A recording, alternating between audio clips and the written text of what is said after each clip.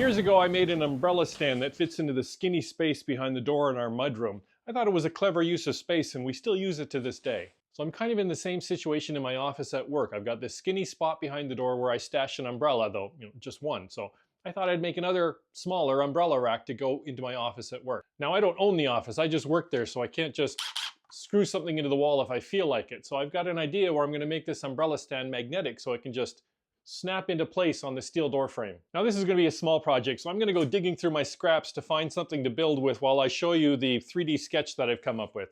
So I found this piece, which is almost the perfect size, but it's not long enough. It's plenty for the back, but it won't give me the little pieces that I need. So got this other piece that was destined for the fire pit, but here, this is probably enough for what I need, but I'll just plane down the whole thing to this thickness and we'll get on with it. Now, this is a really punky, rotten knot here. I hope it doesn't go flying when I'll be extra careful with that. This is, I don't like this. This is definitely going to come flying apart if I try to put it through the planer. I think I better cut this into two pieces and then I'll just be... Actually, let me first try if I can just drill this out.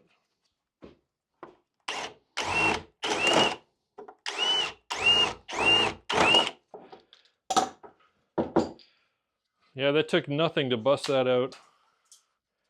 So, because this would be really short to send through the planer on its own, though, I think with all this loose stuff off, I'm just gonna see.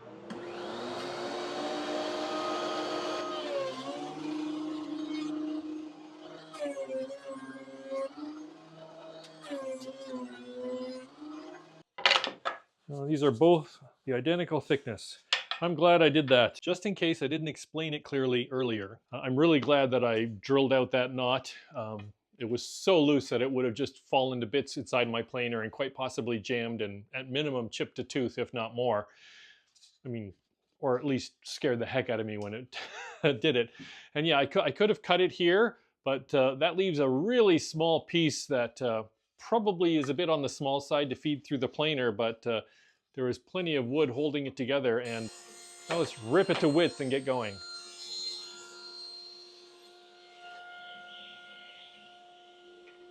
I cut the back to 10 inches in length,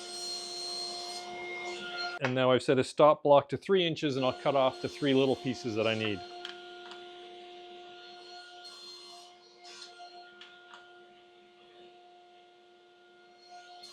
I'm going to be using a large 1 3/4 Forstner bit to make the hole for the umbrella to go through, so I've got my drill press set to its slowest speed of 250 RPM because I'm going into a hardwood, and I'm also starting with a practice piece.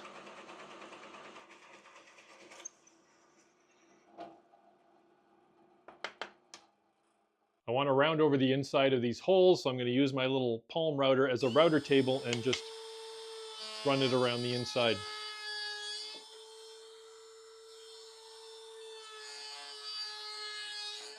I'm going to use a fender washer to give me a little shape that I can trace for rounding over these front corners to soften it up.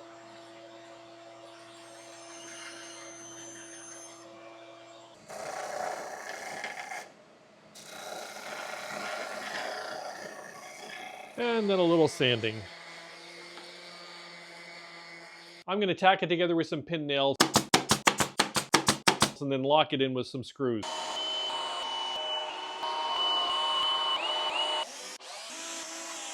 So my holder is 3 inches wide, but the door frame that I'm snaking it onto, I've only got 1 3/4 inches of clearance because of the hinges.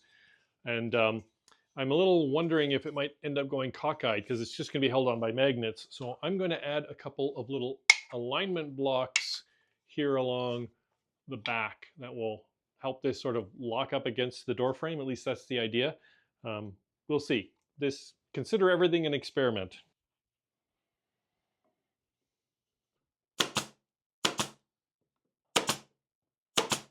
Okay, magnets are next, but first I better take it outside and...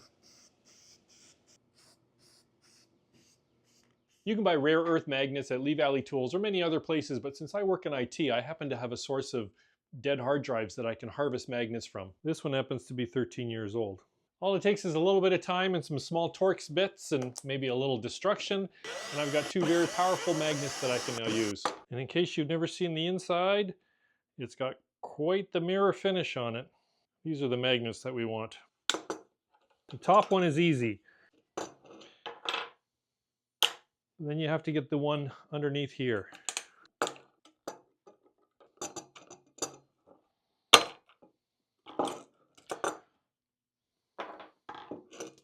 Now we get that one out.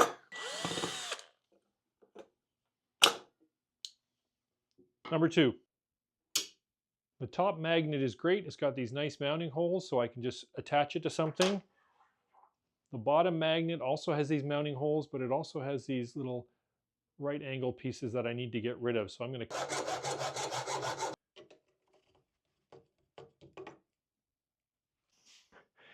have to clean off all the filings that have attached themselves to the magnet. So now let's put it all together. I disassembled another hard drive, so I have 4 magnets in total, but I'm hoping I'm only going to need one set, just because I want to keep them. I'm just realizing. So one more slight adjustment. I'm not sure if I can get the camera to focus in that close, but I noticed that the screws that I was using were just a little bit proud of the magnet, which is not good because then it would interfere. So I took the screws over to my strip sander, and then I could grind the surface of the screw down just a little bit flatter so then it would fit nicer against the magnet. For example, this one has been ground down and this one has not yet been ground down. Sometimes you got to modify things because I didn't really have the right size screws, and the wood is only a 1/2 inch thick, so it has to be fitting in there really tightly. And now let's try it out. I don't have a steel door frame here at home, but I do have a telepost in my basement. So I take this and that snaps on there with a satisfying thunk. It will still slide a bit, but take my umbrella, and that is just about what I was hoping for. So now tomorrow I'll take it into work and see what it looks like there. So now here in my office, I've got my metal frame here, and then the wall steps back a bit, and that's where these will just latch in, and it just snaps into place like that. And yet you can still grab it and pop it off if you need to. And yeah. And the umbrella nicely tucks in like that. Just sort of a nice upgrade from just leaning against the wall. Nice and skinny behind the door. Okay guys, magnets and umbrellas. One of the weirder combinations maybe, but there you go. We'll see you next time.